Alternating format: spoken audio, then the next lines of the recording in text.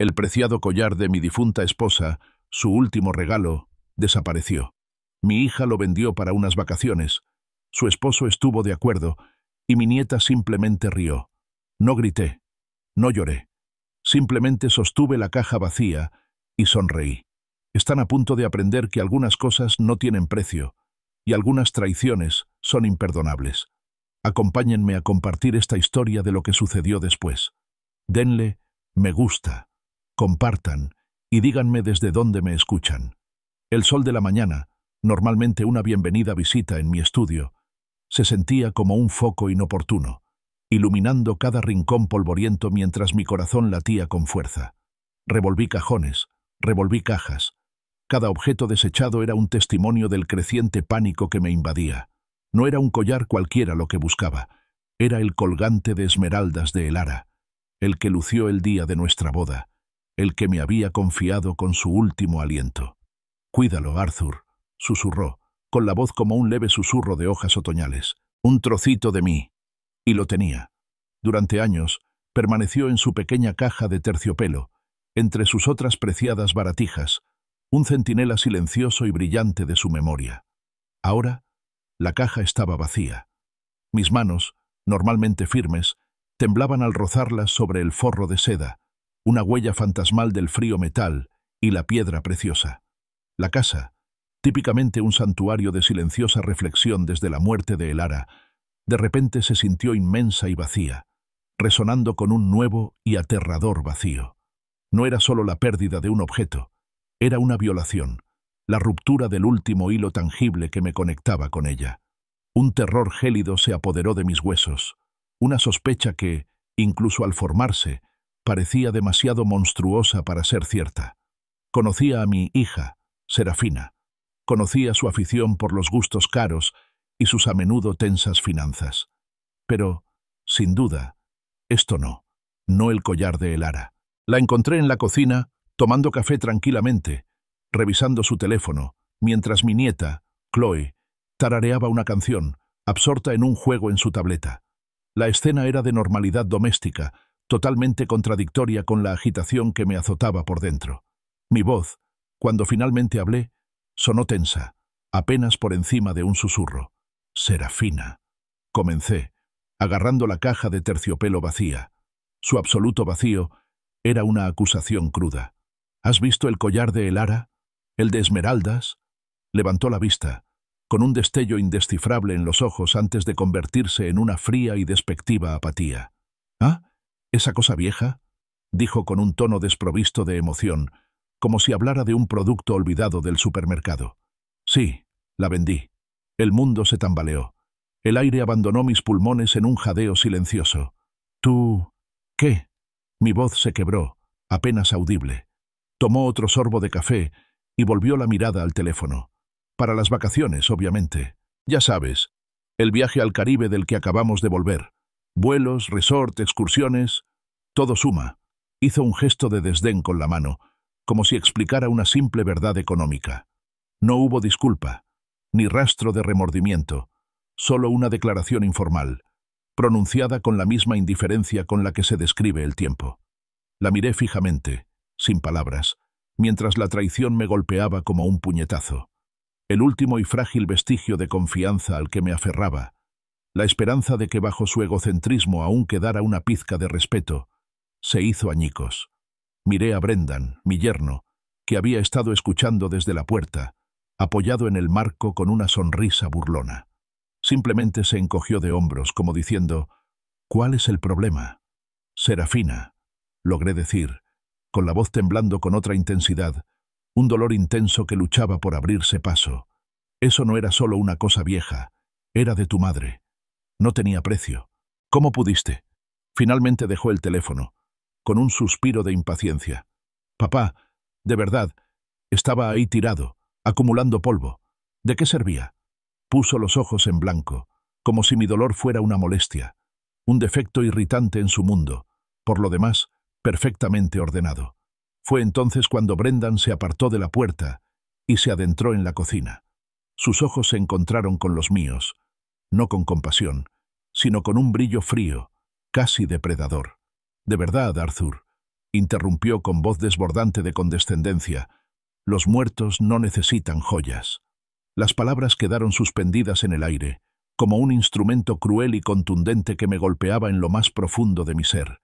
Eran tan carentes de empatía, tan insensibles, que por un instante solo pude parpadear, intentando procesar la audacia de semejante afirmación. Mi difunta esposa, reducida a una persona muerta, sin derecho a sus propios recuerdos ni a sus propias posesiones. Y entonces, un sonido que me hirió más que cualquier insulto, la risita de Chloe.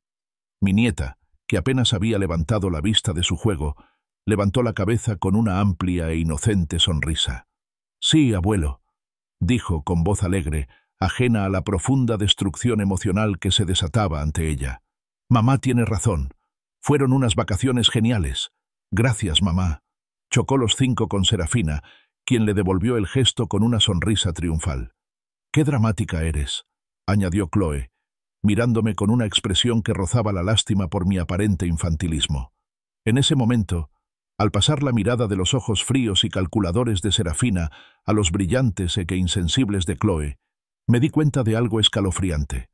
El mismo vacío, la misma indiferencia por todo lo que estuviera más allá de sus deseos inmediatos, se reflejaba en sus miradas, un eco generacional aterrador. Mi hija, mi nieta, eran como 2 gotas de agua, completamente desprovistas de la calidez y la compasión que una vez creí que eran comunes en nuestra familia. La Elara que conocí, la mujer que me había cuidado y amado, parecía un sueño lejano y olvidado en su presencia. No discutí, no grité. Las palabras murieron en mi garganta, reemplazadas por una profunda y sofocante pena, y algo más, una incipiente chispa de desafío. Simplemente me di la vuelta, abandonando la cocina impecable, con su crueldad despreocupada resonando en mis oídos. Caminé lenta y deliberadamente hacia mi dormitorio, con la caja de terciopelo vacía aún aferrada en la mano. Su peso contrastaba marcadamente con la ligereza de mi corazón. Mi dormitorio, el santuario de Elara y mío, me envolvió en su familiar silencio. Me hundí en el borde de la cama, la antigua cama con dosel que había presenciado décadas de nuestras vidas, y contemplé la caja vacía. Durante un largo instante, mi cuerpo se estremeció incontrolablemente. Un temblor de dolor, ira y absoluta incredulidad. La imagen de Elara, vibrante y amorosa, destelló ante mis ojos, reemplazada por los rostros indiferentes de Serafina, Brendan y Chloe. El dolor era inmenso, un dolor físico en el pecho. Pero entonces, lentamente, una extraña calma comenzó a apoderarse de mí. El temblor en mis manos se calmó, reemplazado por una fuerza silenciosa. La herida abierta de la traición comenzó a cicatrizar, endureciéndose en una determinación que desconocía. La niebla de la tristeza se disipó, revelando una claridad que había carecido durante años, nublada por una lealtad injustificada y el deseo de ver lo mejor en mi propia sangre. Se habían llevado un pedazo de Elara, sí, pero al hacerlo, sin querer, me habían dado un regalo: liberarme de la ilusión. Un nuevo plan empezó a gestarse, no nacido de la ira ni de la venganza, sino de una determinación silenciosa e inquebrantable de reclamar lo que era mío, lo que era de Elara. El primer paso estaba claro: una acción práctica y concreta para contrarrestar su destrucción casual. Enderecé los hombros, respiré hondo para tranquilizarme y cogí el teléfono. Phoenix era una ciudad grande, llena de casas de empeño. Empezaría a llamarlas, una por una, hasta encontrar el collar de Elara. Esto era solo el principio. Sentía el teléfono pesado en la mano. Cada dígito marcado era un pequeño gesto de esperanza, seguido de un profundo suspiro de decepción. La guía telefónica Phoenix, gruesa y difícil de manejar, yacía abierta sobre la encimera de la cocina, con las páginas desdibujándose bajo mi intenso escrutinio. Mi voz se volvió ronca con la repetición, y la descripción del preciado medallón de oro en forma de corazón de Elara se convirtió en un mantra monótono. Pequeño, intrincadamente grabado con un delicado diseño de enredadera, colgado de una fina cadena de oro. Es muy distintivo. Debí de llamar a 5, quizá incluso 6 lugares. Los rechazos, educados pero firmes, minaron mi determinación, aunque nunca extinguieron del todo la tenue chispa de esperanza que aún ardía en mi interior. Cada No, señor, no hemos visto nada parecido. Era una herida fresca, un recordatorio de la crueldad infligida a la memoria de Elara. Justo cuando estaba a punto de rendirme, con el dedo sobre el siguiente número y una resignación agotada en el pecho, decidí intentarlo una vez más. Desert Gold Pawn, respondió una voz sorprendentemente cálida y clara. Soy el señor Sterling. ¿En qué puedo ayudarle? Repetí mi ya familiar súplica. Las palabras me salieron atropelladamente, desesperada por transmitir la singularidad del relicario, su irreemplazable valor sentimental. Describí el delicado grabado, el cierre específico, la forma en que la luz reflejaba el oro desgastado. Hubo una pausa al otro lado, un instante que se alargó hasta la eternidad. Entonces, la voz del señor Sterling, lenta y pausada, rompió el silencio. ¿Un relicario de oro con forma de corazón, dices? Con un diseño de enredadera, sí, creo. Recogí uno hace unos días. ¿Lo trajo una joven? Se me cortó la respiración. Sí, lo habría sido. Mi hija. Mi voz era una mezcla de alivio e indignación. ¿Podrías sostenerla? Voy para allá. Espere un momento, señor, dijo, y oí el crujido de papeles, un leve tintineo. Sí, aquí está. Una pieza preciosa. Y noté algo bastante inusual al tasarla. Su tono se suavizó, con una genuina nota de compasión en su voz. Lamento su pérdida, señor. Parece que esto perteneció a alguien muy especial. Se me hizo un nudo en la garganta. Era la primera vez que alguien expresaba siquiera una pizca de comprensión desde que comenzó esta pesadilla. Ella era, logré decir con la voz cargada de emoción, la más especial. Bueno, señor, continuó el señor Sterling, solo quería asegurarme de que supiera que este relicario se abre, y hay un pequeño compartimento dentro. Las palabras me impactaron como un puñetazo. ¿Se abre el relicario? ¿Mi relicario? De Elara. ¿Un medallón? Durante 40 años había visto ese collar en el cuello de Elara, admirado su artesanía, pero nunca, ni una sola vez, me había dado cuenta de que era un medallón, y mucho menos uno que se abría. Mi mente repasó décadas de recuerdos, intentando recordar si alguna vez lo había mencionado, si alguna vez había insinuado su naturaleza oculta. Nada, ni una sola palabra. Mi Elara, quien lo compartía todo, quien me abría su corazón, había guardado este pequeño secreto. También había algo dentro, añadió el señor Sterling con voz suave, percibiendo mi sorpresa. Un pequeño trozo de papel doblado. Parecía información bancaria. Información bancaria. El mundo giraba a mi alrededor. Un compartimento secreto, una nota oculta, datos bancarios, todo guardado en un relicario que había visto innumerables veces, pero nunca había visto del todo, conocido. Una oleada de emociones contradictorias me invadió. Asombro, un toque de traición, pero sobre todo, una profunda sensación de asombro ante esta nueva e inesperada faceta de la mujer que tanto había amado. ¿Qué podría haber estado ocultando? ¿Y por qué? Entonces, otro pensamiento, una satisfacción sombría y fugaz. Serafina, en su desesperada y codiciosa prisa por vender las posesiones de su madre para ganar dinero fácil, debió de ser tan ciega, tan descuidada, que ni siquiera se molestó en examinar el collar con atención. No había visto el cierre oculto, no había palpado la diminuta costura, no había descubierto el secreto que se escondía en su interior. Su prisa, su absoluta falta de respeto por la memoria de su madre, le habían hecho pasar por alto el detalle más crucial de todos. Era un testimonio de su superficialidad, de su incapacidad para ver más allá del valor superficial de las cosas. Necesito recuperarlo, dije con voz firme, sin rastro de duda. No se trataba solo de recuperar la memoria de Elara. Se trataba de desvelar una parte de ella que desconocía. Por supuesto, señor, respondió el señor Sterling. Pagamos $1.200 por él, así que eso es lo que necesitamos. Sin dudarlo un instante acepté. $1.200 me parecían una miseria para una revelación tan profunda. Iré lo antes posible, prometí, con el corazón latiendo con un nuevo propósito. El camino a la casa de empeños, una ruta familiar por las bulliciosas calles de Phoenix, se sentía completamente diferente ahora. El mundo, que había parecido tan gris y monótono hacía apenas unas horas, De repente se llenó de posibilidades, teñido de una deliciosa sensación de misterio.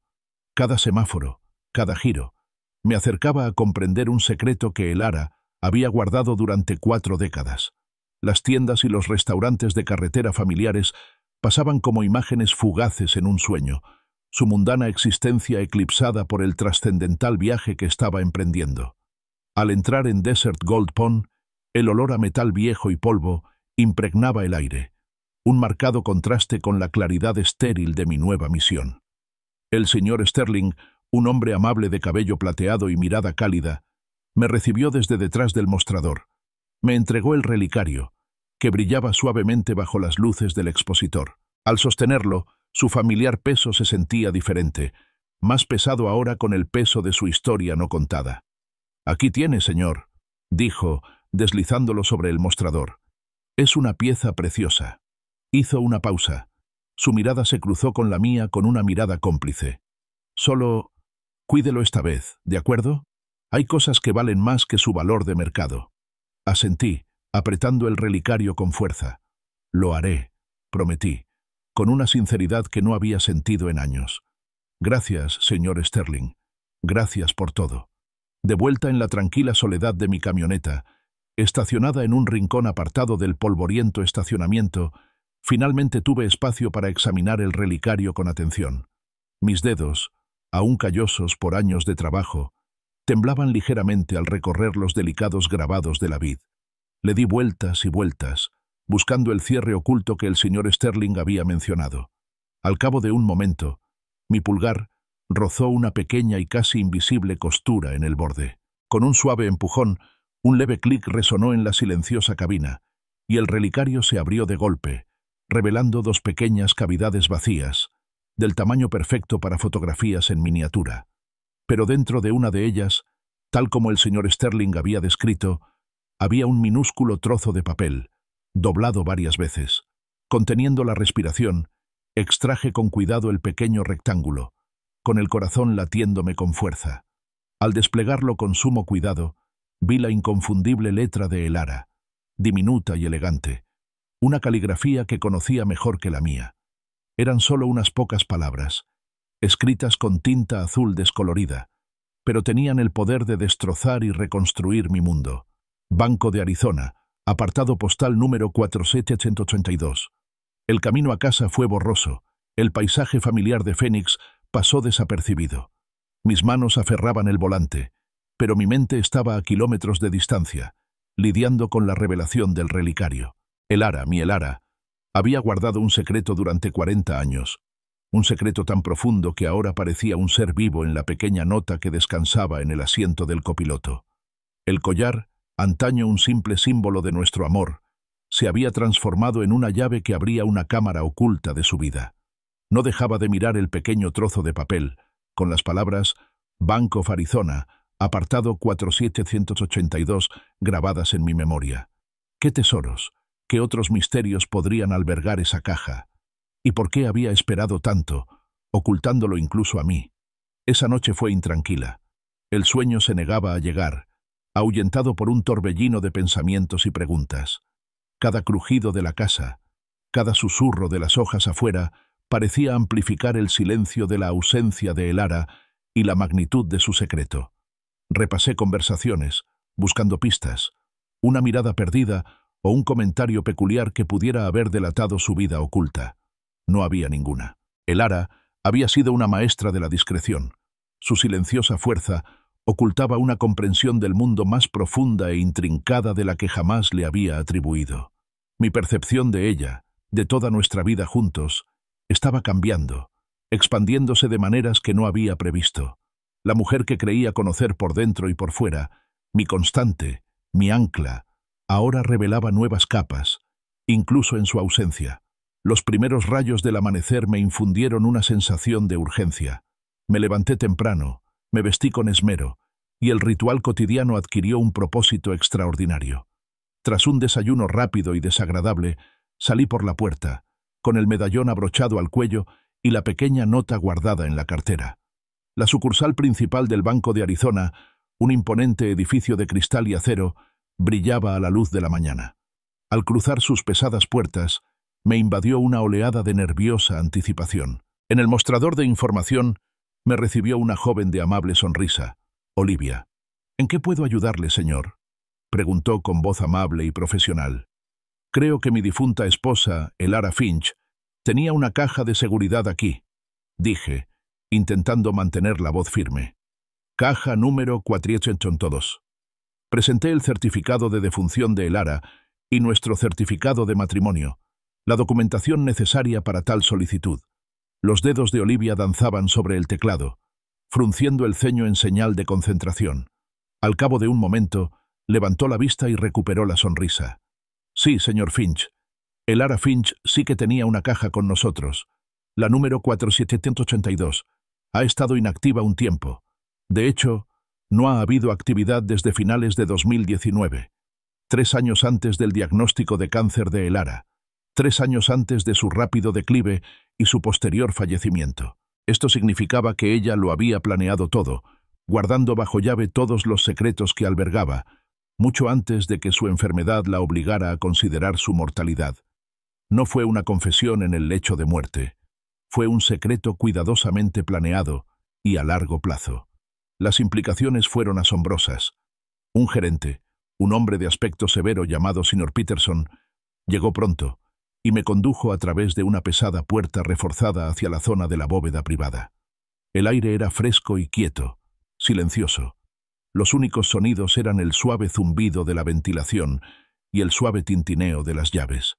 Me sentí como si entrara en un espacio sagrado, un depósito de historias ocultas e historias no contadas. Sacó una pequeña y discreta caja metálica de una hilera de cajas idénticas y la colocó sobre una mesa en una pequeña sala de visitas privada. Mi corazón latía con fuerza, con una mezcla de emoción y temor. Había llegado el momento de la verdad. El Sr. Peterson me dejó sola, cerrando la pesada puerta tras él, dejándome en la silenciosa soledad con el último mensaje de Elara. Mis manos, sorprendentemente firmes ahora, alcanzaron la caja. Busqué torpemente la llave, una pequeña y compleja pieza de metal que me había dado el Sr. Peterson, hasta que finalmente giró con un suave clic. La tapa se levantó, revelando su contenido. Abrí los ojos de par en par. Dentro, cuidadosamente apilados, había fajos de billetes nuevos de $100, sujetos con gomas elásticas. Los saqué, uno a uno, contando rápidamente mentalmente. Había fácilmente $20.000, quizás más. Pero debajo del dinero, guardado con precisión, había un sobre cerrado.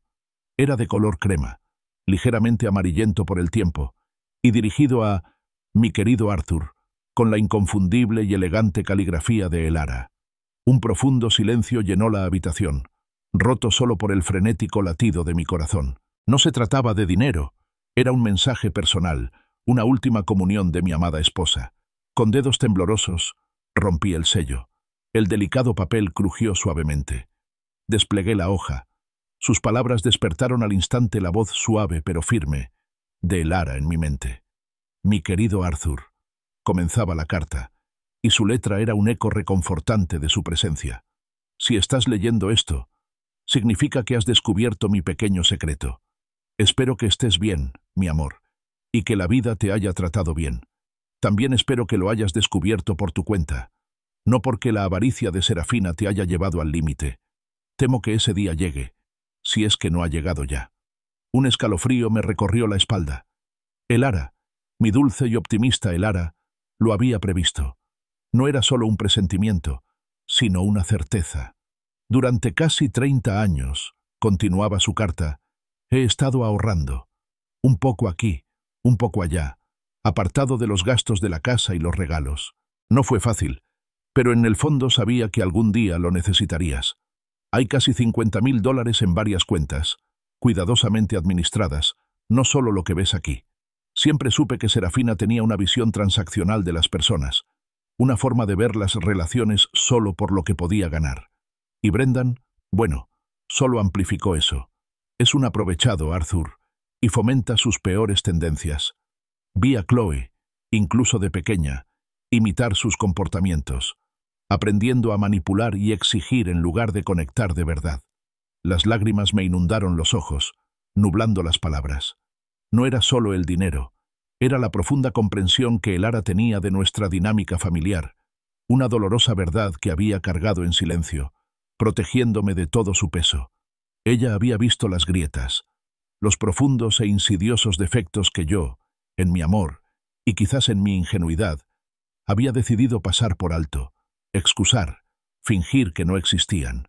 No me atreví a decírtelo directamente, mi amor, continuaba la carta, porque sabía que te rompería el corazón, como me rompió a mí, admitir en qué se había convertido nuestra hija. Pero también sabía que siempre intentarías arreglarlo, dar, sacrificarte, por tu amor infinito y tu sentido del deber. Ese dinero, Arthur, es para ti, para tu paz, para tu futuro. Sus palabras resonaron con tanta fuerza, con tanta claridad, que era como si estuviera sentada frente a mí, su mano rozando suavemente la mía. Por favor, cariño mío, suplicó para terminar, sé fuerte, vive para ti. No dejes que te la arrebaten por culpa u obligación. Mereces la felicidad, Arthur. Encuéntrala. Releí la carta de Elara incontables veces en la silenciosa cámara acorazada del banco. Sus palabras tejían un tapiz de dolor y profecía. Cada frase era un bálsamo para mi corazón herido, una profunda validación de la inquietud que había cargado durante tanto tiempo. Ella no solo había visto su verdadera cara, los había planeado meticulosamente, asegurándose de que no quedara vulnerable y solo. El Arthur ingenuo, como ahora me veía, había sido superado, pero el Arthur preparado, gracias a Elara, estaba listo para luchar. Una inmensa gratitud me invadió, una renovada conexión con su fuerza y visión. Ella me había equipado, incluso desde el más allá, con las herramientas y el coraje que necesitaría. Con el corazón apesadumbrado pero resuelto, doblé la carta con cuidado y la volví a meter en el sobre, sellándolo de nuevo. Los $20.000 que dejé en la caja eran solo una fracción de los casi 50.000 que ella mencionó. Necesitaría encontrar esas otras cuentas, pero por ahora esto era suficiente. Suficiente para empezar. Suficiente para respirar. Le devolví la caja al señor Peterson. El relicario ahora era una luz de propósito alrededor de mi cuello. Al regresar al caos familiar y soleado de mi casa, el contraste con la serena solemnidad de la bóveda del banco era desconcertante. Serafina, Brendan y Chloe estaban, como era de esperar, en sus posiciones habituales. Serafina despatarrada en el sofá, revisando su teléfono, Brendan pegado al televisor y Chloe, con los auriculares puestos, absorta en un juego ruidoso en su tableta.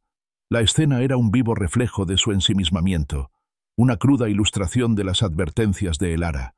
Fue Serafina quien se dio cuenta primero. Sus ojos, normalmente fijos en la pantalla, se dirigieron a mi pecho. «¡El collar!», exclamó, con voz penetrante y posesiva, olvidando por completo la indiferencia del día anterior.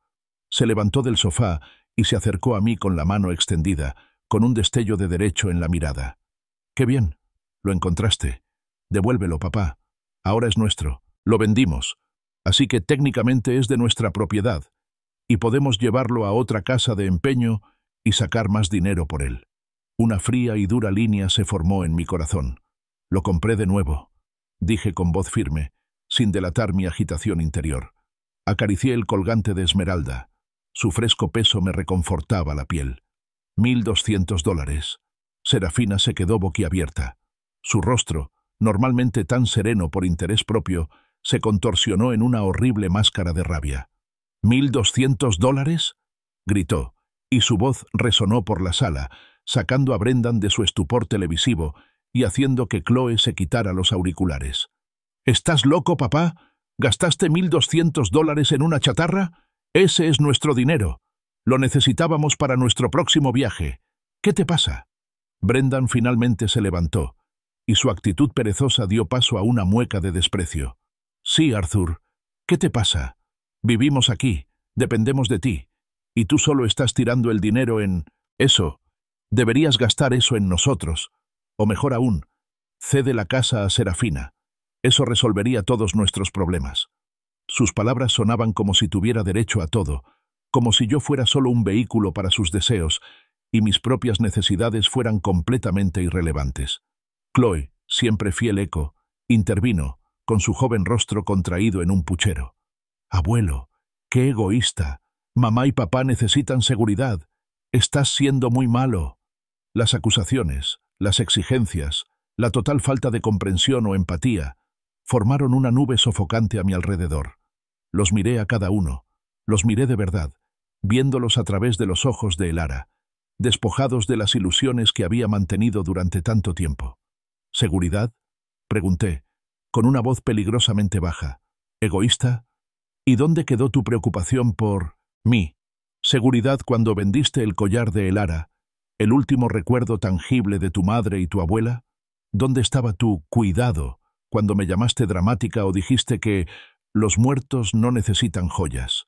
Silencio. Un silencio profundo e incómodo invadió la habitación. Serafina apartó la mirada, con el rostro aún rojo de indignación, pero sin respuesta. Brendan jugueteó con el control remoto, evitando mi mirada. Chloe, percibiendo el cambio de dinámica, se puso rápidamente los auriculares, fingiendo desinterés. Ninguno tenía una respuesta, porque ninguna respuesta dejaría al descubierto su monumental egoísmo. Me di la vuelta, con el collar aún aferrado a la mano, su familiar peso fresco como una fuerza estabilizadora. Caminé hacia mi habitación dejándolos en su silencio, con sus acusaciones no dichas. La tormenta emocional en mi interior se estaba calmando, transformándose en algo frío, claro y absolutamente decidido. En el tranquilo santuario de mi habitación, saqué un viejo bloc de notas y un bolígrafo. Me senté en mi escritorio, el mismo escritorio donde Elara y yo habíamos planeado nuestro futuro, donde había pagado innumerables facturas para esta misma familia. Lo primero que escribí fue: documentación de la tenencia y el comportamiento de Serafina, Brendan y Chloe. No se trataba solo de recuperar el legado de Elara, se trataba de recuperar mi vida. Durante las 2 semanas siguientes, mi rutina, antes tranquila, se transformó en una misión meticulosa. Me convertí en observadora, en archivista silenciosa de sus vidas. Fotografié el desorden que dejaban, envases vacíos de comida para llevar en la mesa de centro, ropa tirada en el suelo, sus innumerables pertenencias olvidadas esparcidas por la casa como si todo les perteneciera. Fotografié los cubos de basura rebosantes, la suciedad en las encimeras, la falta de respeto general que mostraban hacia mi hogar. Cada clic de la cámara era un pequeño acto de recuperación, una prueba tangible. También fotografié meticulosamente cada factura que pagué, las facturas de servicios públicos que se dispararon con su uso excesivo, los recibos de la compra llenos de sus artículos preferidos y caros, los gastos de mantenimiento de una casa que consideraban un hotel. Mis registros crecieron, un testimonio cada vez mayor de su carga financiera y su absoluta falta de contribución. Pero las simples fotografías no bastarían. Necesitaba pruebas irrefutables de su descuido diario, de su desprecio casual, de su mera presencia como una intrusión indeseada. Investigué opciones de vigilancia discreta en Internet. Una cámara oculta, camuflada como detector de humo, parecía perfecta. Era pequeña, discreta, y ofrecía una vista gran angular que abarcaba toda la sala de estar, su principal dominio. Unos días después, llegó un paquete anodino. Con minuciosa precisión, instalé el dispositivo en el techo de la sala, reemplazando un detector de humo. Su diminuta lente ofrecía una vista panorámica, grabando en silencio cada interacción, cada insulto casual, cada instante de su merecida existencia. Al retroceder un paso y ajustar el ángulo de la cámara, una escalofriante sensación de calma me invadió. El juego había comenzado, y yo, Arthur Finch, por fin jugaba según las reglas de Elara. Si esta historia te impacta tanto como a mí, no te pierdas lo que sigue. La verdad sobre mi familia es más profunda de lo que jamás imaginé. Sigue viendo para ver cómo finalmente enfrenté su traición. No olvides darle a me gusta, compartir y suscribirte para seguir esta increíble aventura. La cámara oculta, camuflada en un inofensivo detector de humo, se convirtió en mi confidente silenciosa, capturando la cruda realidad de mi hogar. Día tras día, descargaba horas de imágenes, observando con sombría fascinación cómo la cruda realidad de su desdén se desplegaba ante mis ojos. Serafina y Brendan, ajenos a la lente impasible, a menudo hablaban de mi egoísmo en voz baja, con un resentimiento apenas disimulado en sus voces. Los oía especular abiertamente sobre mi salud, sobre cuánto tiempo más podría vivir, siempre volviendo a la casa, a la herencia que consideraban su derecho innegable. «Se está haciendo viejo», murmuró Brendan una vez, bebiendo una cerveza mientras Serafina asentía. «Es solo cuestión de tiempo antes de que este lugar sea nuestro. Entonces por fin podremos empezar a vivir». Chloe también contribuyó a la desalentadora narrativa. La vi, durante la grabación, poner los ojos en blanco mientras se quejaba de mi drama con sus padres, esperando con ansias el día en que la casa fuera realmente suya. Habló de redecorar, de tener sus propias fiestas en la piscina, todo mientras yo aún vivía y ocupaba el mismo espacio que ella codiciaba. Las imágenes eran contundentes, un registro crudo e irrefutable de su desprecio y avaricia. Ya no eran solo especulaciones, eran una prueba concreta de sus intenciones, de su absoluta falta de afecto filial. Simultáneamente, me adentré en el laberíntico mundo de mis registros financieros. Años de confianza infundada me habían llevado a creer que sus ocasionales solicitudes de préstamos eran necesidades genuinas, contratiempos temporales para mi hija y mi yerno. Ahora, examinando los extractos bancarios con una mirada fría y lúcida, descubrí un patrón impactante. En los últimos 5 años, había transferido la asombrosa cantidad de $18.500 a la cuenta de Brendan, todo bajo la apariencia de préstamos, que, como era de esperar, nunca fueron devueltos. Cada entrada, cada transacción fechada, delataba una explotación financiera sistemática, una sangría silenciosa de mis recursos. Entonces, llegó el descubrimiento que retorció aún más el cuchillo. Mientras revisaba los extractos de la tarjeta de crédito de Serafina, a los que aún tenía acceso de cuando la ayudé a administrar sus facturas años atrás, encontré los cargos por sus lujosas vacaciones en Hawái, y entre las tarifas del resort y los billetes de avión había una entrada reveladora, un crédito de Desert Gold Pawn, que coincidía exactamente con los $1.200 que había pagado para recuperar el collar de Elara. Todo el viaje se había financiado con la venta del legado de Elara, una flagrante falta de respeto no solo a su memoria, sino también a mí. Con una carpeta gruesa llena de extractos bancarios impresos, transcripciones de videos y el registro detallado de su arrendamiento, supe que era hora de una intervención profesional. Contacté con la abogada Evelyn Hayes, especialista en derecho de la tercera edad, cuyo nombre aparecía con frecuencia en grupos de apoyo locales. Su oficina era moderna pero acogedora, y su actitud, aguda pero compasiva. «Señor Finch», dijo, después de que le extendiera la carpeta y le explicara la situación, con una voz sorprendentemente firme al relatarle los años de sutil manipulación y los recientes actos flagrantes de traición. «Este es un claro caso de posible explotación financiera, y, según lo que ha presentado, son lo que llamamos inquilinos a voluntad, lo que significa que, con el aviso correspondiente, pueden ser desalojados». Una oleada de alivio, tan profunda que casi me mareó, me invadió. Desalojo. La palabra, antes inimaginable, ahora sonaba a salvación. «¿Cuáles son mis próximos pasos?», pregunté, con una nueva sensación de empoderamiento recorriendo mis venas. La abogada Hayes explicó el proceso legal, la necesidad de notificaciones formales y la posibilidad de iniciar un proceso judicial.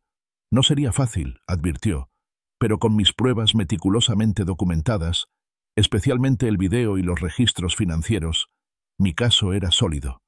El hecho de que estén conspirando para apoderarse de su propiedad, discutiendo su fallecimiento y explotándolo financieramente, refuerza significativamente nuestra demanda». Firmé el contrato de anticipo. Un cheque de $3.000 me pareció un precio insignificante a cambio de mi libertad y dignidad. Al entregárselo, una profunda sensación de determinación se apoderó de mí. No se trataba solo de dinero. Se trataba de recuperar mi vida, honrar la confianza de Elara y demostrar que algunas líneas, una vez cruzadas, no se pueden deshacer. Al día siguiente, un descubrimiento escalofriante reafirmó mi determinación. Revisando mi banca en línea, un hábito que había descuidado durante la enfermedad de Elara y mi posterior duelo, encontré una transferencia pendiente.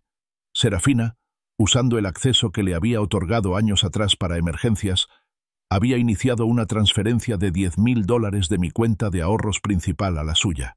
Aún no se había procesado, debido a la detección de fraude del banco, pero el intento era innegable.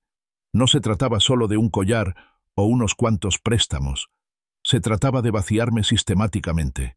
Sin pensarlo 2 veces, llamé al banco y revoqué permanentemente el acceso de Serafina a mis cuentas. La firmeza de la acción me trajo una extraña sensación de satisfacción. Mi siguiente cita fue con el abogado David Green, un abogado especializado en planificación patrimonial, recomendado por Evelyn Hayes. Me senté en su despacho, sin perderme la ironía, hablar de mi testamento y de mi muerte, después de haber escuchado a mi familia hablar de ello. Pero esta vez fue bajo mis propios términos. Quiero modificar mi testamento, dije con voz firme. Quiero que todo, hasta el último centavo, cada propiedad, incluida la casa, se destine a diversas organizaciones benéficas. Enumeré algunas: la Asociación de Alzheimer en Memoria de Elara, un refugio de animales local, una fundación para el cuidado de ancianos. Nada, enfaticé, mirando directamente al señor Green, debe ir a Serafina, Brendan o Chloe. Absolutamente nada. El señor Green, un hombre que sin duda había presenciado muchas dinámicas familiares complejas, simplemente asintió con la cabeza, con expresión indescifrable. Empezó a redactar el Nuevo Testamento, escribiendo a mano sobre el bloc de notas. Mientras trabajaba, sentí una ligereza que no había experimentado en años. Las cadenas de culpa y obligación que me habían atado a mi hija y a su familia, finalmente se estaban rompiendo. La advertencia de Elara, su súplica de vivir para uno mismo, resonó en mi mente. Por primera vez desde su fallecimiento, me sentí realmente viva. El día que llegó el notificador fue un punto de inflexión, una línea divisoria definitiva. Había alertado a Evelyn Hayes sobre la creciente tensión, y ella actuó con rapidez. Brenda Wright, una mujer sensata con portapapeles y un aire de autoridad serena, llamó a mi puerta.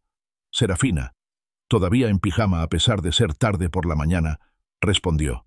¿Serafina Finch?, preguntó Brenda con voz clara y profesional.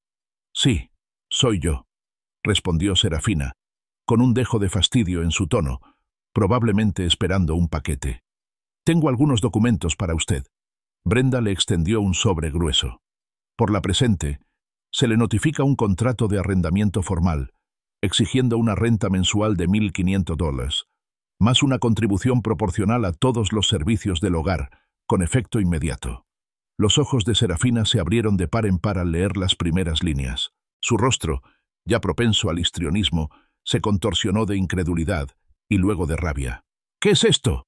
¿Estás loco, papá?, gritó, volviéndose hacia mí, que había permanecido deliberadamente en segundo plano. ¿Un contrato de alquiler? ¿En nuestra propia casa? Brendan, alertado por la conmoción, salió al pasillo pavoneándose, con el rostro amenazador. ¿Qué demonios está pasando aquí, Arthur?, gruñó, arrebatándole los papeles de la mano temblorosa de Serafina. Hojeó el documento con los ojos entrecerrados. Esto es una broma. No puedes hacer esto. Te declararemos incompetente. Te pondremos bajo tutela. Estás perdiendo la cabeza. La amenaza me heló la sangre, pero la voz de Elara resonó en mi mente. Sé fuerte. Vive por ti mismo. Sostuve la mirada de Brendan, mi mirada firme. Esta es mi casa, Brendan. Mi propiedad. Son inquilinos a voluntad, y a partir de hoy, pagarán alquiler o buscarán otro lugar donde vivir. Las palabras, aunque sencillas, se sintieron monumentales, una declaración de independencia. El rostro de Brendan se sonrojó. Dio un paso hacia mí, su corpulencia intimidante, intentando bloquearme el paso. Desde ese día, la casa se convirtió en un campo de batalla de agresión pasiva e intimidación creciente. Brendan empezó a imponer su presencia físicamente, bloqueando deliberadamente las puertas, inclinándose demasiado al hablar, con voz baja y amenazante. Dejaba obstáculos en mi camino, cosas triviales, pero diseñadas para hacerme tropezar, para recordarme su dominio físico. Una tarde, la tensión finalmente estalló. Estaba en la cocina, preparando un sándwich sencillo, cuando entró Brendan con un brillo malicioso en los ojos. —¿Sigues comiendo, viejo? —se burló. Disfrútalo mientras puedas. Antes de que pudiera responder, chocó contra mí deliberadamente, un fuerte empujón que me hizo tropezar contra la encimera, y casi se me cae el plato. No fue un empujón fuerte, pero fue suficiente para hacerme perder el equilibrio, suficiente para provocarme una oleada de miedo y furia. «¡Quítate de mi camino!», exigí con voz temblorosa, pero no de miedo, sino de ira creciente. «¿O qué?», me desafió, acercándose un paso más, invadiendo mi espacio personal. «¿Qué vas a hacer, viejo? ¿Llamar a la policía? ¿Quién te va a creer?». No sabía, no podía saber, que cada movimiento suyo, cada mueca, cada palabra amenazante se grababa meticulosamente. La cámara, aún camuflada como un detector de humo, capturó toda la interacción. El lenguaje corporal agresivo, el empujón deliberado, las amenazas veladas de Brendan. Tomé nota mental de descargar la grabación inmediatamente. Al día siguiente salió a la luz un acto de desafío aún más insidioso. Encontré mi correo, dirigido a mí, abierto y esparcido sobre la encimera de la cocina. Entre la correspondencia basura y las facturas de servicios públicos había dos sobres muy distintos. Uno de Evelyn Hayes, marcado como «Confidencial, privilegio abogado-cliente», y otro del abogado David Green, igualmente confidencial. Serafina los había abierto, violando mi privacidad, intentando sacar ventaja en nuestra creciente batalla legal. Sus huellas dactilares, su descarado desprecio por la ley, eran toda la prueba que necesitaba. Me temblaban las manos mientras recogía los sobres triturados con el contenido confidencial expuesto. Ya no se trataba solo de disputas financieras o faltas de respeto. Era acoso, intimidación y un intento directo de obstruir los procedimientos legales. De inmediato, empaqueté todas las nuevas pruebas: el video de la agresión de Brendan, las fotos de mi correo manipulado, y se las envié a Evelyn Hayes. Su respuesta fue rápida y contundente. «Esto lo cambia todo, Arthur», dijo con voz firme por teléfono. «Esto agrava la situación significativamente. Estoy solicitando un desalojo de emergencia por violencia doméstica y abuso económico. El tribunal se lo tomará muy en serio». Unos días después, Serafina y Brendan recibieron su citación. A través de mi red de contactos, Evelyn se enteró de que Serafina había contratado rápidamente a su propio abogado, Mark Jenkins. Según se informa, este le había aconsejado cumplir con el contrato de alquiler o buscar una vivienda alternativa. Él había confirmado que, legalmente, yo tenía una base sólida y que sus amenazas de una audiencia de competencia eran infundadas, especialmente con las pruebas que yo poseía. La batalla legal estaba tomando forma, y por primera vez sentí que tenía la sartén por el mango. Pero me di cuenta de que simplemente desalojarlos no era suficiente. Se quedarían, lucharían, me harían la vida imposible todo el tiempo que pudieran. Necesitaba una ruptura total de vínculos, una política de tierra arrasada para asegurarme de que nunca más pudieran afianzarse en mi vida ni en mi hogar. «Evelyn», dije durante nuestra siguiente llamada, mientras un nuevo y audaz plan se gestaba en mi mente. «Quiero vender la casa». Se hizo un silencio atónito al otro lado de la línea. «Arthur», respondió finalmente, «¿estás seguro? Este es tu hogar, tus recuerdos con el Ara». «Estoy segura», afirmé con voz firme. «Esta casa, tal como está ahora, está contaminada. Ya no es un hogar, es un campo de batalla. Y mientras crean que tienen derecho a ella, nunca la abandonarán del todo. Venderla es la única manera de asegurar una ruptura completa, para que yo pueda vivir de verdad para mí misma, como quería el Ara». Evelyn, tras un momento de silencio pensativo, finalmente cedió. «Tienes razón, Arthur. Es una decisión audaz, pero estratégicamente brillante. Elimina el principal activo por el que luchan y te da un nuevo comienzo. Conseguiré un agente inmobiliario de inmediato». En cuestión de días, el agente inmobiliario James Sterling, un profesional competente y empático, recorrió mi casa, evaluando su valor. Recorrió las habitaciones con respeto, incluso mientras Serafina me fulminaba con la mirada desde el sofá de la sala, negándose a reconocerlo. El cartel de «Se vende» apareció una semana después, una declaración clara e innegable en mi jardín delantero. Fue una luz de esperanza para mí y un golpe de realidad para ellos. El juego había comenzado. El gran cartel de «Se vende», un rectángulo austero de rojo y blanco, se alzaba desafiante en mi jardín delantero. Era una declaración, visible para cada coche que pasaba, cada vecino que caminaba, un compromiso público y definitivo con mi nuevo camino. Serafina estaba de pie junto a la ventana de la sala, con el rostro de incredulidad transformándose rápidamente en furia pura y sin adulterar. Golpeó el cristal con el puño, murmurando amenazas incoherentes, pero el cartel permaneció firme e inmóvil. Brendan se limitó a gruñir, con el rostro hosco, refugiándose aún más en la penumbra del estudio. La primera visita se programó rápidamente. El agente inmobiliario Sterling, siempre profesional, hizo pasar a una joven pareja, Sarah y Marcus Miller, con los ojos abiertos y la esperanza de ser nuevos propietarios. Fueron amables, entusiastas y parecían genuinamente encantados con la casa, incluso con su decoración anticuada. Brendan, sin embargo, se propuso hacerlos sentir incómodos. Se sentó despatarrado en el sofá, con los pies en alto, con la televisión a todo volumen, murmurando ocasionalmente comentarios despectivos y en voz alta sobre el barrio o el coste de la vida. Serafina, por su parte, los seguía, ofreciendo comentarios negativos no solicitados sobre las peculiaridades de la casa. Chloe, por supuesto, estaba ausente, probablemente inmersa en su mundo digital. A pesar de sus mejores esfuerzos por sabotear la visita, los Miller se mantuvieron sorprendentemente serenos. Más tarde esa noche, el agente inmobiliario Sterling llamó. «Señor Finch», comenzó con un dejo de admiración en la voz. A los Miller les encantó el lugar, y a pesar de ciertas distracciones, han hecho una oferta muy justa, debo añadir, justo por debajo del precio de venta. Me invadió una profunda sensación de alivio. «Acéptalo, James», dije sin dudarlo un instante. «Acéptalo de inmediato».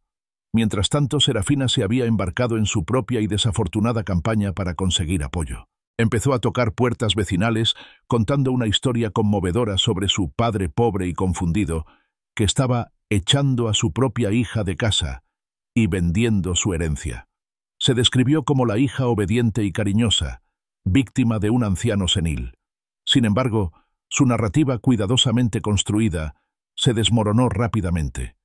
La señora Albright, quien había vivido al lado durante décadas, una mujer perspicaz que había presenciado de primera mano el verdadero carácter de Serafina, le puso fin. «¿Cariñosa, Serafina?»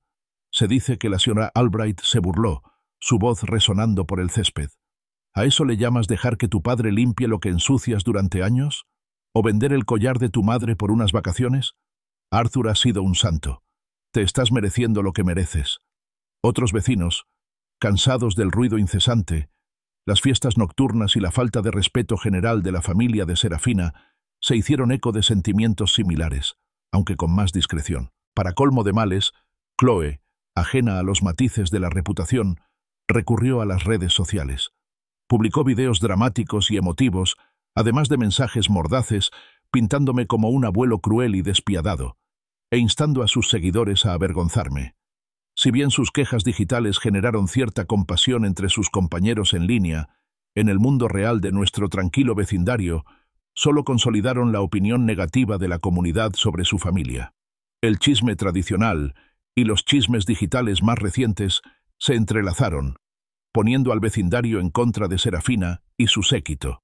Unos días después, me senté en la oficina del agente inmobiliario Sterling, firmando la oferta de compra. Mi mano, que había temblado de dolor e incertidumbre apenas unas semanas antes, ahora se movía con una determinación firme e inquebrantable. Era el momento. La casa, mi hogar durante más de 40 años, ya no era mía. Era una transacción, un paso necesario hacia un futuro libre de su control parasitario. Luego llegó la fecha de la audiencia de desalojo. Me senté junto a Evelyn Hayes, con mi carpeta de pruebas pesada en mi regazo. Serafina y Brendan se sentaron frente a nosotros, con rostros que mezclaban desafío y ansiedad apenas disimulada, flanqueados por el abogado de Serafina, Mark Jenkins. La sala del tribunal era formal, silenciosa, y el aire estaba cargado de una tensión tácita. La jueza, Margaret Stone, una mujer de semblante severo e intelecto agudo, escuchó pacientemente mientras Evelyn exponía nuestro caso. Revisó mi meticulosa documentación, Las innumerables capturas de pantalla de las transacciones financieras, los préstamos impagos, la evidencia del intento de Serafina de vaciar mis cuentas bancarias. Luego vinieron las pruebas en video, las imágenes de la intimidación agresiva de Brendan, su empujón deliberado en la cocina, sus escalofriantes amenazas. La jueza lo observó todo con expresión indescifrable, deteniendo el video ocasionalmente para pedir aclaraciones. El rostro de Brendan palideció mientras se reproducía el video, sus ojos moviéndose frenéticamente entre la pantalla y su abogado. Serafina pareció sorprendida, luego furiosa, probablemente al darse cuenta de que el detector de humo no era solo un detector de humo. Mark Jenkins, su abogado, simplemente cerró los ojos, dejando escapar un suspiro de resignación. Al concluir la prueba, la jueza Stone miró directamente a Brendan. «Señor O'Connell», declaró con voz desprovista de emoción, «sus acciones constituyen violencia doméstica. No se tolerará tal comportamiento. Emito una orden de alejamiento temporal en su contra, con efecto inmediato. No debe tener contacto con el señor Finch y debe mantener una distancia de al menos 100 yardas de él en todo momento». Una exclamación colectiva recorrió la sala, principalmente de Serafina y Brendan. Brendan se desplomó en su asiento, completamente derrotado. Entonces, el juez se dirigió a Serafina. «Señora Finch, con base en la abrumadora evidencia de explotación financiera, acoso y el patrón documentado de comportamiento irrespetuoso y abusivo hacia su padre, el señor Arthur Finch, concedo el desalojo de emergencia. Usted y su familia tienen exactamente 30 días para desalojar la propiedad». Serafina soltó un sollozo ahogado. «Papá, por favor», gimió, volviéndose hacia mí con los ojos llenos de lágrimas de cocodrilo. «No hagas esto. Somos tu familia. ¿A dónde iremos?» La miré de verdad, y no vi remordimiento, solo miedo a las consecuencias. Mi corazón, antes un receptáculo de amor infinito por ella, ahora era una piedra. «Tenían una opción, Serafina», dije con voz fría y monótona, sin ninguna calidez. «Decidieron actuar como parásitos. Ahora cosecharán lo que siembran». La orden de desalojo de 30 días se cernía sobre la casa como una nube de tormenta, oscura y pesada. Serafina empezó a comprender la realidad poco a poco. Cajas, pegadas al azar y a rebosar, empezaron a aparecer en los rincones, vestigios de su caótica existencia. La casa, antes vibrante con la calidez de Elara y luego agobiada por su presencia, ahora se sentía atrapada en un limbo entre el pasado y un futuro incierto. Brendan, bajo la orden de alejamiento, se vio obligado a mantenerse alejado. Su ausencia era un silencio bienvenido. Chloe, percibiendo el cambio de poder, se volvió más silenciosa, más retraída, pegada a su tableta en su habitación. A mitad del proceso de desalojo, Sarah y Marcus Miller, la joven pareja que compró la casa, vinieron a inspeccionarla. El agente inmobiliario Sterling los acompañó, asegurándose de que el proceso fuera fluido. Los guié por cada habitación, compartiendo anécdotas sobre Elara y yo, dónde habíamos puesto nuestro primer árbol de Navidad, el medidor que le habíamos marcado a Serafina en la pared de la cocina, las innumerables comidas que compartimos en el comedor. Sus rostros, entusiasmados y radiantes, reflejaban un genuino aprecio por la historia grabada en las paredes. Mientras se preparaban para irse, me volví hacia ellos con una sonrisa melancólica. «Esta casa me trae muchos recuerdos», dije, con la voz más suave que en semanas. «Espero que la aprecien, la cuiden y creen muchos recuerdos felices aquí». Sarah, con su mirada cálida, me puso una mano suave en el brazo. «Lo haremos, señor Finch», prometió. «Por supuesto que sí. Es una casa preciosa». Su sinceridad fue un bálsamo para mi alma cansada. El 29º día, un día antes de la fecha límite oficial, el estruendo de un gran camión de alquiler finalmente resonó en la calle. Desde el refugio de mi habitación, escuché los sonidos de su partida, el crujido de las cajas al ser arrastradas, el golpe sordo de los muebles, las órdenes agudas e impacientes de Serafina y los lloriqueos de Chloe. Fue la banda sonora de mi liberación, una sinfonía de finales. Mientras cargaban sus últimas pertenencias, Serafina apareció en la puerta de mi habitación, con el rostro destrozado por las lágrimas, sin la indignación que siempre había fingido. Parecía completamente derrotada, con los hombros hundidos y los ojos enrojecidos e hinchados. «¿De verdad lo hiciste, papá?», me acusó, con la voz ronca, teñida de incredulidad.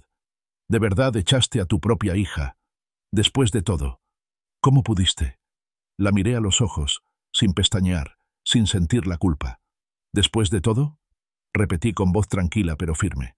«¿Después de todo lo que me quitaste? ¿Después de todo lo que dijiste? ¿Después de traicionar la memoria de tu madre e intentar dejarme seco? ¿Me preguntas cómo? ¿Y podrías hacer esto, Serafina? Te lo hiciste a ti misma. Tomaste tus decisiones». Ella se quedó allí, sin palabras, el peso de sus acciones finalmente presionándola. «Soy libre, Serafina», dije con voz tranquila. «Libre de tus exigencias, de tu falta de respeto, de tu avaricia. Y eso, he aprendido, no tiene precio». Se giró, una sombra derrotada, y salió de mi puerta. Sus últimos pasos, cada vez más apagados, resonaron por el pasillo. Momentos después, el fuerte golpe del portón trasero de la camioneta anunció su partida definitiva. El motor cobró vida con un rugido, y luego, silencio. Un profundo silencio resonante se apoderó de la casa. Inmediatamente se sintió más ligera, como si un gran peso opresivo se hubiera levantado de sus cimientos. El aire mismo parecía más limpio, más fresco. Caminé por las habitaciones, ahora vacías, con una sensación de tristeza pero firmeza que me invadía. El silencio era casi sobrecogedor tras años de ruido constante, pero su partida no había estado exenta de sus últimos actos de rencor. Arañazos marcaban los suelos de madera, donde los muebles pesados habían sido arrastrados sin cuidado. Un agujero del tamaño de un puño había sido perforado en la pared de la sala, presumiblemente por Brendan durante uno de sus ataques de ira invisibles. Misteriosas manchas oscuras salpicaban la alfombra de la habitación de Chloe.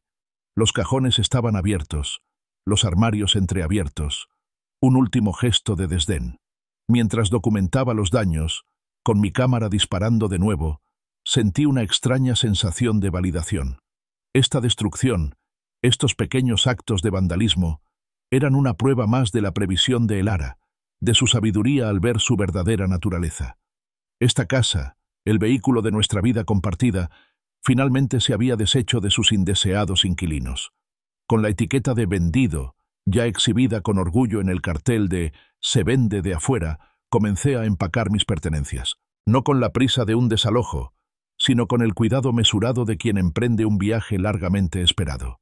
Mi destino, un nuevo comienzo.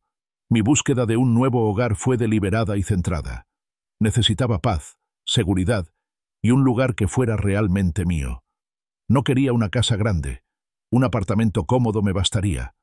Mis criterios eran claros, una comunidad tranquila y segura, preferiblemente para mayores de 55 años, lejos del bullicio, pero con los servicios a mano. Después de varias visitas, lo encontré. Un hermoso apartamento en un segundo piso, en una impecable comunidad para mayores de 55 años en Scottsdale.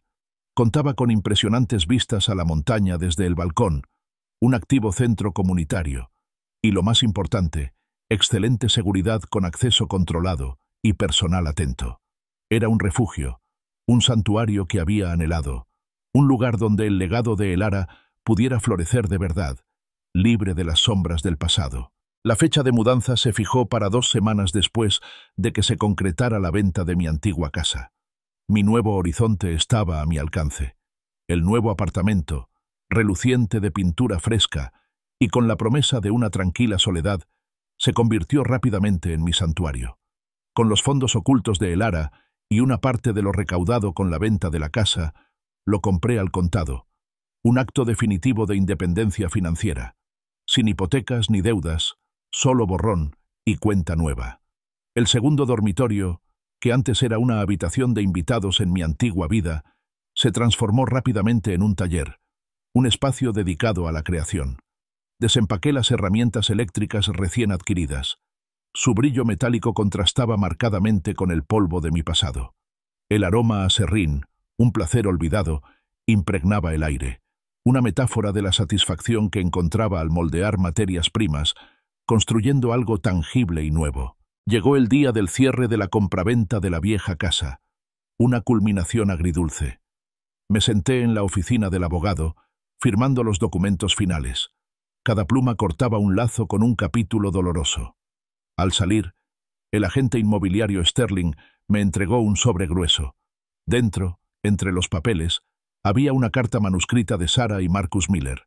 Sus palabras eran sencillas y sinceras, prometiendo llenar la casa de amor y alegría, honrar su historia y crear la suya propia. Fue un gesto hermoso e inesperado, un cierre conmovedor para una época difícil. Conduje hasta la casa una última vez, con solo una pequeña caja de fotos y el collar de Elara. Entré en las habitaciones vacías. Los ecos de su reciente partida aún persistían, pero ahora atenuados por la promesa del futuro de los Miller. No miré atrás al cerrar la puerta por última vez. El pasado había quedado atrás. Mi mirada estaba fija en el horizonte. Con mis finanzas completamente bajo control, abrí nuevas cuentas bancarias, administrando meticulosamente cada dólar con una precisión que no había tenido en años. La tranquilidad fue inmediata y profunda. Serafina, Brendan e incluso Chloe seguían intentando contactarme. Sus llamadas y mensajes eran un bombardeo incesante de súplicas cada vez más desesperadas, acusaciones e incluso amenazas veladas. Cada vez que lo hacía, los bloqueaba. Después de unas semanas, cambié mi número de teléfono por completo, asegurándome un silencio absoluto e inquebrantable. Un mes después de mudarme, una figura familiar apareció en la puerta de mi nueva comunidad para mayores de 55 años, Serafina. Se veía demacrada, una sombra de su anterior yo exigente, probablemente tras haberme rastreado a través de algún viejo conocido o historial. El guardia de seguridad, bien informado, la rechazó cortés pero firmemente. Observé desde mi balcón, completamente invisible, cómo discutía, se desplomó derrotada y finalmente se retiró. No sentí ninguna culpa, ninguna punzada de arrepentimiento, solo una profunda y duradera sensación de paz, libertad. De vuelta en mi taller, con los sonidos de mi pasado firmemente silenciados, comencé un nuevo proyecto. Planifiqué y construí meticulosamente una hermosa caja de sombras, elaborada con nogal oscuro y elegante. Dentro, monté con cuidado el collar de esmeraldas de Elara, colocándolo sobre un cojín de terciopelo. No era una simple joya, era un símbolo de su amor eterno, su fuerza serena, su legado. Era un lugar de honor, un santuario para su sabiduría. En lo que habría sido el siguiente aniversario de Elara, me senté junto al baúl, sosteniendo su última carta. Releí sus palabras, su profunda comprensión de nuestra familia, su intenso amor por mí. Las lágrimas corrieron por mi rostro, no de tristeza, sino de liberación, de gratitud. Lo logré, Elara. Susurré a la habitación silenciosa, mientras el collar brillaba suavemente a la luz de la lámpara. Soy libre, y vivo para mí, tal como tú querías. Una semana después, me encontré con mi viejo amigo, Daniel Harris, para tomar un café. No nos habíamos visto en persona desde antes de la enfermedad de Elara, pues nuestras vidas se habían distanciado bajo el peso de las exigencias de mi familia. Daniel, un hombre amable y perspicaz, escuchó pacientemente mientras le contaba mi experiencia, con una expresión que pasaba de la sorpresa a la admiración. Reconectar con él, compartir historias, risas y la sencilla compañía de la verdadera amistad fue otra faceta preciosa de mi nueva vida. La vida en la comunidad de mayores de 55 años fue una revelación. Me uní a un club de ajedrez y redescubrí mi pasión por la estrategia y la competencia discreta. Planeé futuros proyectos de carpintería, diseños intrincados para pequeños muebles que llenarían mi apartamento de belleza artesanal. Pasaba las tardes en mi balcón, contemplando cómo los atardeceres de Arizona teñían las montañas de intensos tonos, reflexionando sobre mi trayectoria. Sentí una profunda sensación de equilibrio, de plenitud. El collar, que una vez fue símbolo de dolor y luego un arma en mi lucha por la justicia, ahora descansaba en paz en su caja de sombras. Ya no lo necesitaba como armadura. El amor de Elara, su sabiduría y su fuerza estaban grabados en mi corazón, una presencia permanente que me guiaba. Yo era Arthur Finch, un hombre renacido, listo para abrazar cualquier nueva aventura que la vida me deparara, viviendo plena y verdaderamente libre.